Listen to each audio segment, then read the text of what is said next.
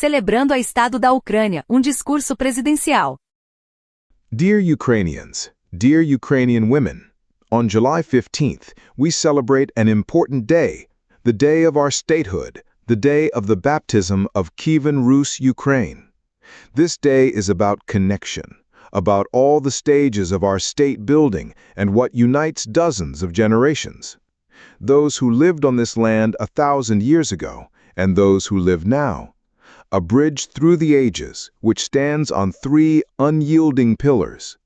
Ukrainians were here, Ukrainians are here, Ukrainians will be here, and life always triumphs on this land. Values and our character prevail.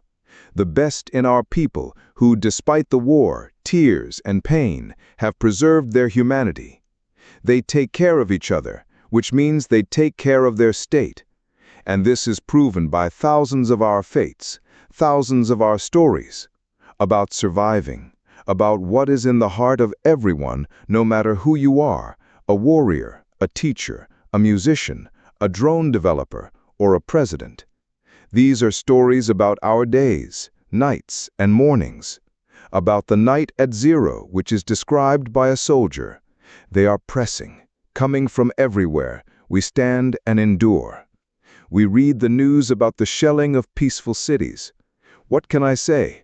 This is a war for all of us, and God grant peace for all of us.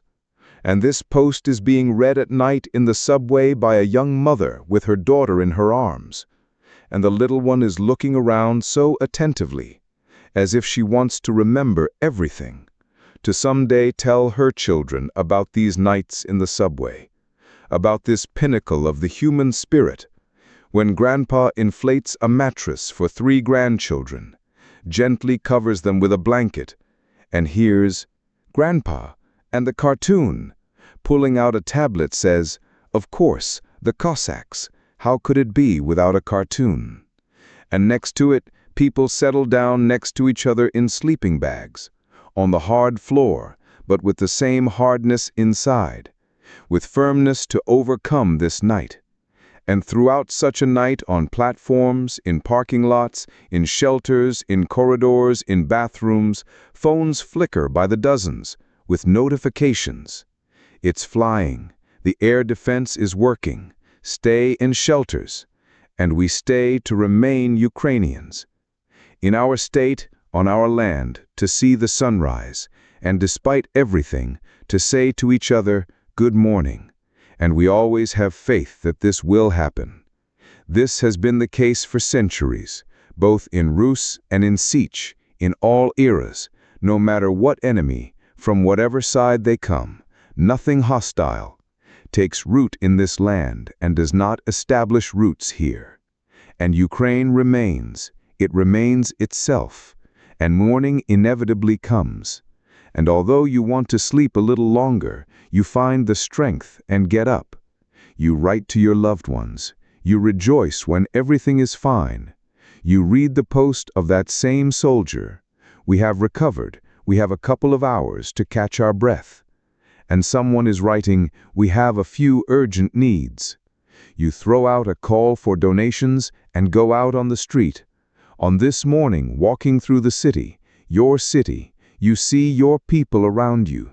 You see the faces of people and the eyes that, despite everything, have life in them.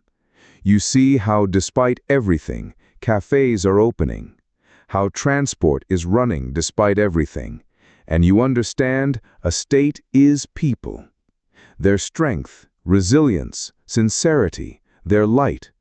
At stops, in traffic jams, in line for morning coffee, when everyone is slowing down a bit, because they slept for a few hours. But everyone knows this, and with such understanding and warmth, treats those who are nearby to Ukrainians and Ukrainians, who have held on for 1,238 days. And each such day we overcome together, jointly, with rights, assistance, support, encouraging one another, and of course, negotiating with one another. Otherwise, it cannot be done. And when the women from the community plant flowers in the square, you hear, "Let that Russian scum choke," but we have summer. And everything should be beautiful for us, and every such night a night of resilience, every such morning of unity, when life still wins. They show who we really are. We often hear from our partners, "How does your people manage to do this? Such strength, endurance, steeliness." They say it is a phenomenon of the Ukrainian people. Yes, those are pleasant words, but today Ukrainians are holding on not for this, not for loud epithets directed at us. We are just people who are defending home, their home, and we cannot do otherwise because we do not want to do otherwise. We do not want Russia to be here. That's the whole truth. And everything that Ukraine goes through every day is not ordinary. It is a great thing that you are doing. Heroes on the front lines who hold the positions, who shoot down missiles and drones every night, who put out the fire, who clear the rubble, and every citizen who has held on during this difficult time.